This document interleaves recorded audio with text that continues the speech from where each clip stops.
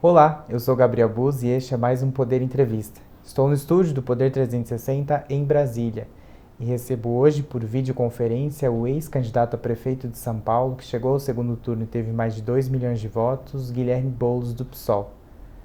Boulos, seja bem-vindo a essa entrevista do Poder 360. Obrigado, Gabriel. Prazer estar com vocês aqui, poder a gente bater esse papo contigo e com todo mundo que acompanha o Poder 360 nas redes. Boulos, eu gostaria de começar abordando as manifestações do dia 29 de maio que aconteceram. Você, inclusive, chegou a discursar em determinado momento ali na Avenida Paulista. Essas manifestações não são uma munição para o presidente da República falar que a oposição também aglomera? Olha, Gabriel, é preciso diferenciar as coisas. Não existe uma comparação possível entre os desfiles de morte que o Bolsonaro promove, em que ele próprio está sem máscara, em que 90% dos apoiadores dele também estão sem máscara. Parece até que existe algum constrangimento para quem usar máscara lá, em que se estimula todas as formas de boicote ao tratamento da pandemia, em que se faz exaltação de cloroquina e todo o resto, e as manifestações que foram feitas contra isso, contra o genocídio, para interromper esse processo macabro que o Bolsonaro tem feito na condição da pandemia. E a comparação ela não é razoável não apenas pela pauta, mas ela também não é razoável pelo método. Se você olhar as manifestações que aconteceram no último dia 29 e que vão acontecer de novo no dia 19, todas as pessoas estão de máscara. Houve um esforço dos organizadores, inclusive dizendo para que quem for do grupo de risco não vá às manifestações caso não esteja vacinado. Um esforço durante toda a manifestação de estimular o isolamento, equipes de saúde voluntárias distribuindo álcool gel, teve distribuição de máscaras PFF2 que protegem mais. Ou seja, não foram manifestações negacionistas, ao contrário, foram contra o negacionismo e deixando marcado que não dá para esperar até 2022 passivamente, porque o custo humano disso vai ser muito grande. Boulos, você é um defensor do impeachment do presidente Jair Bolsonaro. Acontece que nós estamos há pouco mais de um ano das eleições de 2022, no meio de uma pandemia, e o presidente tem cerca de 30%, uma média de 30% de aprovação pela população. Há espaço e há tempo hábil para o impeachment avançar? Olha, primeiro, o Bolsonaro está no pior momento do seu mandato. Né? O último Datafolha mostra ele com 25% de aprovação. É o pior nível e isso reflete um clima no país. Bolsonaro não apresenta saída para a crise econômica, Bolsonaro não apresenta saída para a pandemia. O Brasil está jogado à própria sorte, num desgoverno, e isso cria um ambiente em que as pessoas querem a saída do Bolsonaro. Veja, o impeachment hoje é uma questão de saúde pública, porque não ter o impeachment significa dizer que essa mesma política, porque nada indica que o Bolsonaro vai mudá-la, que a política de boicote à vacinação, é a política de exaltar remédio que não tem eficácia, é a política de boicotar todas as medidas de isolamento sanitário, que essa mesma política vá persistir até o fim de 2022. Isso é muito grave. O custo humano disso é muito grande. Então, o impeachment é uma necessidade humanitária hoje no Brasil. O tempo político depende muito da possibilidade de sustentação, de governabilidade, de sustentação parlamentar do Bolsonaro. Dá tempo. Né? Se começar o impeachment agora no segundo semestre, esse processo pode ser concluído em poucos meses. Agora, pelo menos o afastamento pela Câmara dos Deputados, que é a primeira etapa do impeachment. Agora, isso depende de um deslocamento do Centrão. Hoje, o fiel da balança, você sabe bem disso, da governabilidade do Bolsonaro é o Centrão, ele está no colo do Centrão. Logo ele que disse que iria acabar com a mamata, ia mudar tudo que está aí, foi o discurso de campanha dele. Agora, o Centrão não tem uma fidelidade ao Bolsonaro. O Centrão faz o seu cálculo de interesse, inclusive do interesse eleitoral para 2022. Então, se os deputados do Centrão começarem a avaliar que o Bolsonaro se tornou tão tóxico e que aparecer na foto com ele, ou como quem manteve, garantiu, foi a boia de salvação dele, pode trazer prejuízos eleitorais incalculáveis para esses mesmos deputados, isso pode virar o jogo. A CPI da Covid tem criado também um ambiente pior para o Bolsonaro em Brasília. Vamos ver como é que as coisas vão se desenvolver. Faltava um ingrediente que é, na América Latina, básico para todos os impeachments, que é rua, e esse ingrediente apareceu no dia 29, vai estar novamente presente no dia 19. Eu acho sim que existem possibilidades. A gente sabe que não é um jogo fácil, né? O Bolsonaro jogou pesado com a compra de parlamentares por emenda, o tratoraço, com a distribuição de ministérios e cargos de segundo escalão, mas sim é possível e, do meu entendimento, é dever da oposição trabalhar para isso. Certo. Boulos, você elenca uma série de erros que o governo federal cometeu e eu gostaria de saber qual, na sua avaliação, é o maior erro que o governo federal cometeu durante o enfrentamento da pandemia. Olha, eu não falaria em erro, eu falaria em crime. Porque erro é quando você está enganado, é quando você, enfim, desliza aqui, desvia acolá. Não. No caso do Bolsonaro, foi uma política deliberada. Uma política deliberada de agir contra tudo o que qualquer infectologista, qualquer médico, a OMS, estava indicando. Foi uma política de apostar na imunidade de rebanho, dizer, ó, todo mundo pega a doença, vai morrer uma parte e depois fica imunizado, que também é falso, que se mostrou absolutamente falso em todos os sentidos. É uma política genocida. Agora, para ser mais específico, acho que o maior dos crimes que o Bolsonaro cometeu foi negar a vacina. Hoje é evidente para o mundo inteiro que a porta de saída da crise sanitária é a vacinação em massa. E no Brasil, apesar de todas as condições para desenvolver um processo de vacinação, nós temos SUS, um sistema capilarizado, com equipe de saúde da família, que chega até em comunidade ribeirinha. O SUS tem as condições de vacinar milhões de pessoas por dia, como já fez em outras ocasiões, no H1N1, em outras crises epidêmicas no Brasil. E mesmo com o SUS, mesmo com um plano de imunização que é referência internacional desde os anos 80, mesmo tendo capacidade de produção do Instituto Butantan, da Fiocruz, o Brasil está muito atrasado no processo de vacinação por uma decisão do governo de não responder ofertas de vacina feitas por farmacêuticas internacionais. O caso da Pfizer foi o mais emblemático. Agora, não foi só a vacina. Desde o início da pandemia, que poderia ter evitado que ela se alastrasse como se alastrou no Brasil, faltou o básico. Se você pegar os países que acertaram no combate à pandemia, eles combinaram, de um lado, testagem em massa, a partir da testagem, a identificação dos focos da doença, monitoramento epidemiológico, com medidas de isolamento. Isso não foi feito no Brasil. E, do outro lado, esses países também tiveram medidas de apoio econômico, que foram precárias e intermitentes no nosso país. Por quê? Porque para as pessoas poderem ficar em casa, ainda mais num país tão desigual como o nosso, elas precisam de apoio.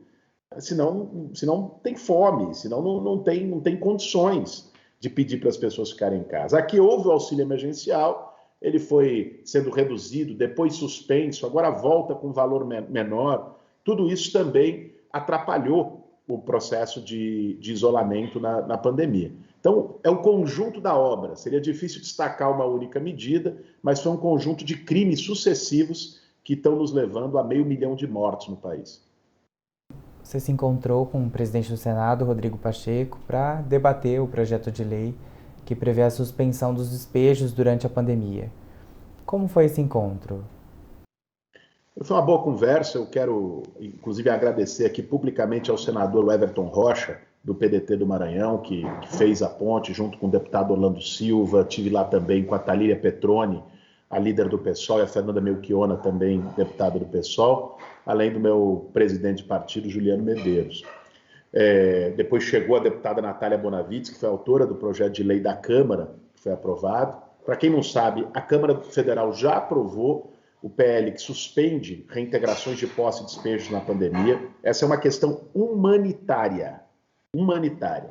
Sabe? Não é uma questão, vai polemizar, direito à propriedade, esquerda, direita, não. Como é que no meio da maior crise sanitária dessa geração você vai arrancar pessoas das suas casas e jogar na rua? Isso não tem cabimento. Então, a Câmara entendeu assim, o projeto está no Senado para ser votado, nós vamos pedir ao presidente do Senado que pautasse com brevidade. ele se comprometeu, inclusive está na pauta aí hoje, amanhã, nesses dias deve já ter a votação. Esperamos que com a aprovação do PL dos despejos, foi muito bem recebido pelo presidente Rodrigo Pacheco, e tivemos outras agendas também em Brasília para discutir a reforma política, porque é um tema que nos preocupa muito, viu, Gabriel? Na Câmara está se gestando um projeto de reforma eleitoral a toque de caixa, sem dialogar com a sociedade, que pode levar, por exemplo, à excrescência do distritão. O distritão é a personalização completa da política. O distritão é o fim da política feita como projeto coletivo, como projeto partidário, e vira figuras. Então, nós estamos preocupados que isso seja aprovado dessa forma, e fizemos também uma série de conversas ontem em Brasília. Boulos, você citou a reforma eleitoral que está sendo discutida, e eu queria tocar no outro ponto que também é discutido, que envolve eleições, que é o voto impresso. Qual a sua opinião sobre esse tema? Olha, a questão não é nem o mérito do voto impresso. A questão é a jogada do Bolsonaro em relação ao voto impresso. O Bolsonaro, ele está usando essa polêmica, essa cortina de fumaça do voto impresso para preparar uma aventura golpista diante da perspectiva da sua derrota eleitoral em 2022. É disso que se trata. Vamos nos lembrar que ele se elegeu presidente em 2018 e desacreditou na sequência o processo eleitoral, dizendo que ele tinha ganho no primeiro turno, uma informação que sabe lá quem deu, talvez a tia do Zap, talvez o filho dele, a milícia do Rio de Janeiro, alguém deu essa informação para ele que ninguém sabe quem de que ele teria ganho no primeiro turno. Ele fica repetindo isso. Agora, há 1 ano e meio da eleição de 22, ele já está dizendo que a eleição está fraudada, que a eleição é ilegítima. O que ele quer com isso? Ele aprendeu com Donald Trump.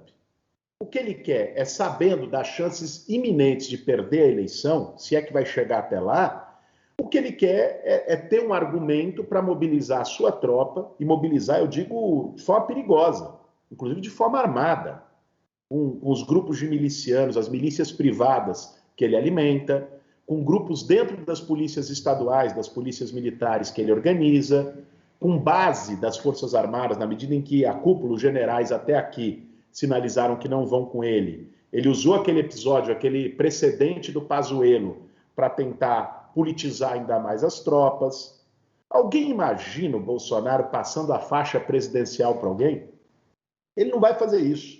Então, ele prepara, essa história do voto impresso é mais um bode na sala que ele bota para tentar criar ambiente para aventuras autoritárias no Brasil. Vai ser muito importante que a sociedade esteja mobilizada, que a sociedade esteja organizada. As manifestações de rua, acho que são parte de um processo de demonstração de força viva da sociedade brasileira, para não permitir que o Bolsonaro leve o Brasil para caminhos sombrios.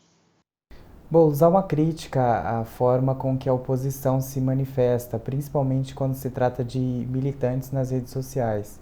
Muitas pessoas, ao se manifestarem e se dizerem contra o presidente, às vezes são acusadas de praticarem discursos de ódio também. Como que o senhor vê esse movimento? Como que você vê esse movimento, perdão?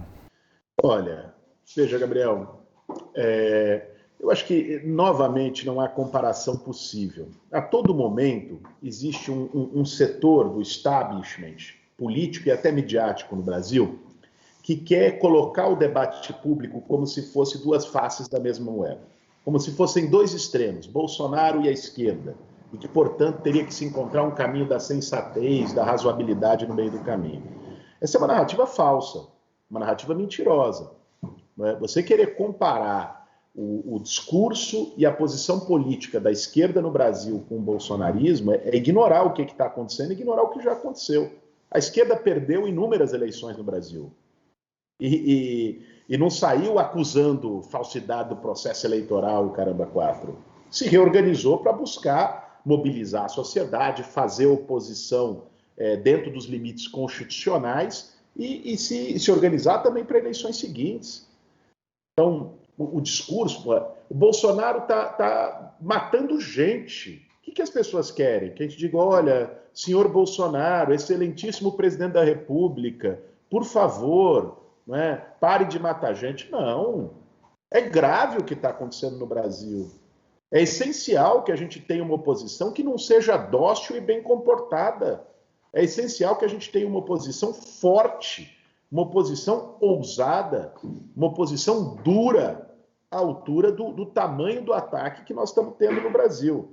Essa história de querer igualar dois extremos é uma narrativa que só interessa a quem quer produzir, enxertar, na verdade, no cenário político brasileiro, caminhos intermediários, e muitos deles, inclusive, estão desacreditados pela própria população. As pesquisas de opinião mostram isso. Boulos, na semana passada, agora falando especificamente sobre o seu partido, o deputado federal Marcelo Freixo anunciou a saída do PSOL.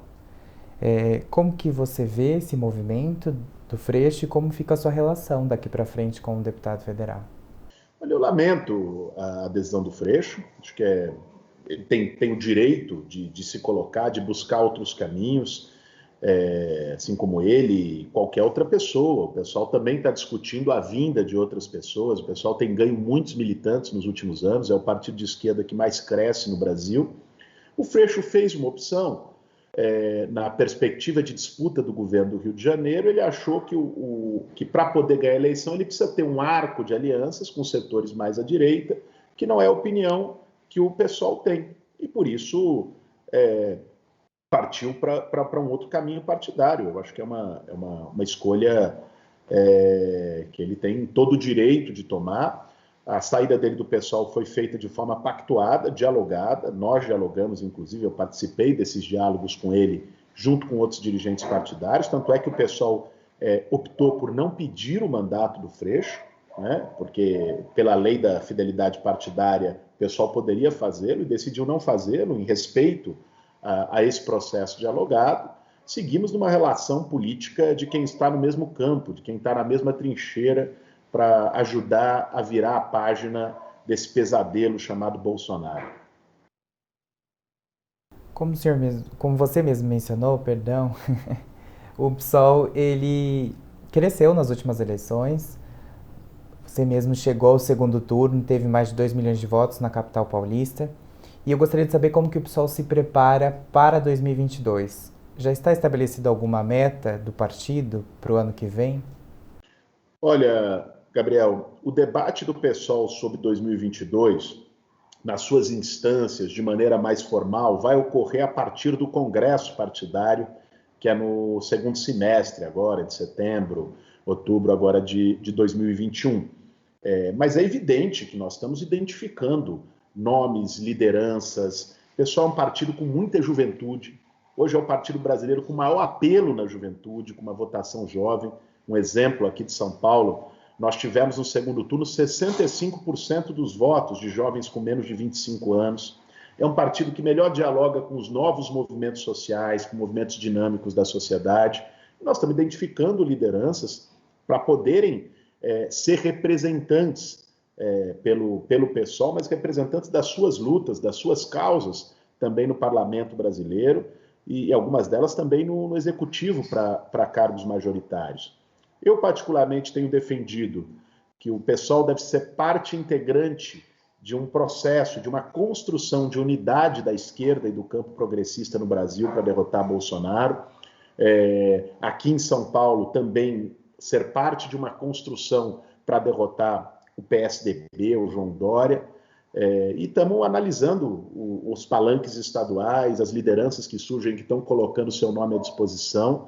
E o pessoal, a seu tempo, vai fazer essa construção de forma mais pública e deliberada coletivamente pela maioria no seu Congresso.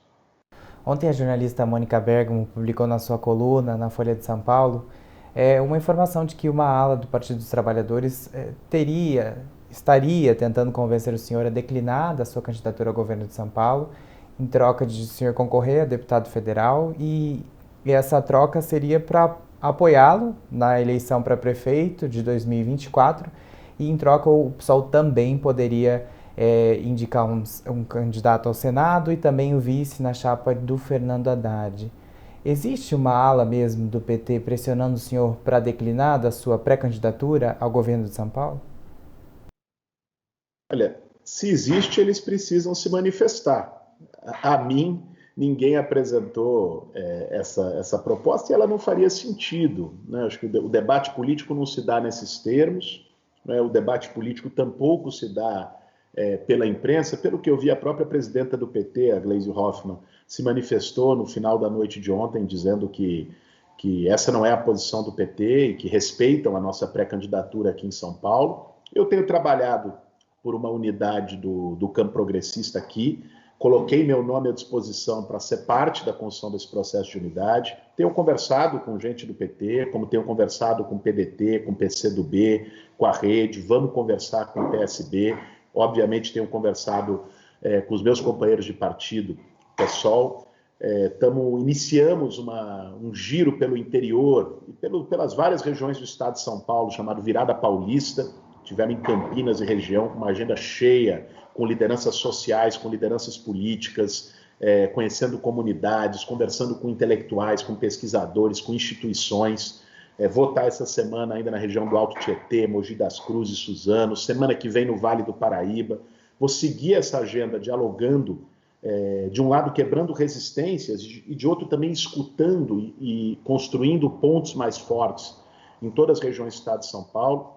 As últimas pesquisas são bastante animadoras, porque mostram que existe um cansaço com a hegemonia do PSDB de 30 anos, a rejeição ao Dória é tremenda. Nós estamos em primeiro lugar na última pesquisa do Atlas, é o país que foi divulgada. Eu acho que há uma perspectiva real de ter um projeto democrático, popular, que combata as desigualdades no estado de São Paulo. Estamos dialogando, espero que a gente consiga construir uma unidade daqui até o ano que vem. O senhor está fechado com a convicção de que será candidato ou há a possibilidade ainda de o senhor declinar dessa escolha de ser o candidato a governador de São Paulo? A minha perspectiva, eu tenho trabalhado para construir isso. Agora, uma candidatura não depende apenas da sua vontade, ela precisa se viabilizar. Por isso que eu estou dialogando não só com o meu partido, mas com um conjunto de outros partidos progressistas, com lideranças, movimentos, vários setores da sociedade paulista, para fazer uma candidatura forte, que não seja apenas para marcar posição, mas uma candidatura competitiva, com condições de ganhar a eleição, porque é isso que o estado de São Paulo precisa hoje. Interromper esses 30 anos de desgovernos do PSDB, que deixaram um legado de desigualdade, deixaram um legado de injustiça social, deixaram um legado de roubalheira, para falar o português claro, máfia de merenda, de metrô, de rodoanel. Já passou da hora de São Paulo virar essa página e eu acho que nós temos todas as condições de construir esse processo de forma unitária e eu coloquei o nome à disposição como parte desse debate. Agora, unidade não se faz com imposições, né? Unidade se constrói com diálogo. O PSOL terá um candidato a presidente da República em 2022 ou existe já um pré-apoio, se a gente pode dizer assim, ao ex-presidente Lula? Gabriel, essa decisão não foi tomada ainda pelo partido. Como eu disse, o partido vai ter o seu congresso no segundo semestre e o posicionamento eleitoral de 2022 vai estar na pauta. A minha posição em particular, como uma liderança do PSOL, é de que nós devemos trabalhar pela unidade. Agora, esse trabalho pela unidade, ele implica um esforço e gestos de todas as partes. Esse trabalho pela unidade implica um debate programático, por exemplo. Qual é o perfil de uma candidatura unitária da esquerda, ainda que ela não seja liderada pelo PSOL? Qual é o perfil político que vai ter? Qual é o projeto de reconstrução nacional depois de Bolsonaro, pandemia, que ela vai apresentar? Qual é a ousadia para fazer as reformas que o país precisa que ela vai ter? Porque as reformas que têm sido pautadas nos últimos anos, reforma trabalhista, reforma fiscal com teto de gastos, reforma da Previdência, agora a reforma administrativa, essas reformas têm retirado direitos do nosso povo. Nós precisamos pautar outras reformas, a reforma tributária com taxação de fortunas, nós precisamos pautar uma reforma política que aumente a participação popular e torne a governabilidade uma coisa menos tóxica no Brasil. Nós precisamos pautar uma reforma agrária, uma reforma urbana. Nós queremos fazer esse debate programático. Além, é claro, de qual é o papel de cada um dos partidos numa aliança, numa composição unitária. Esse é o meu posicionamento, mas o pessoal vai ter o seu espaço, o Congresso é o principal espaço partidário, e o que a maioria do Congresso, da militância do PSOL decidir, será a posição do partido em 2022. Boulos, você fala muito em união e eu gostaria de saber se você vê chances de uma união da esquerda envolvendo o Ciro Gomes e o ex-presidente Lula para 2022. Eu espero que todo o campo progressista possa estar unido em 2022. É evidente que existem diferenças, né? E essa a diferença mais marcada, que está mais polarizada no debate público, é entre as posições do Lula e do Ciro. Mas eu acho que o momento histórico é de grande gravidade. E acho que daqui até 2022 ainda existe uma caminhada longa, tem muita água para rolar. Eu espero que a gente possa caminhar para uma unidade. Uma última pergunta, Boulos, é com relação às manifestações que estão programadas para o dia 19. Existe um plano para que a gente não repita as cenas que a gente viu na Paulista, embora muita gente houve, sim, momentos de aglomeração?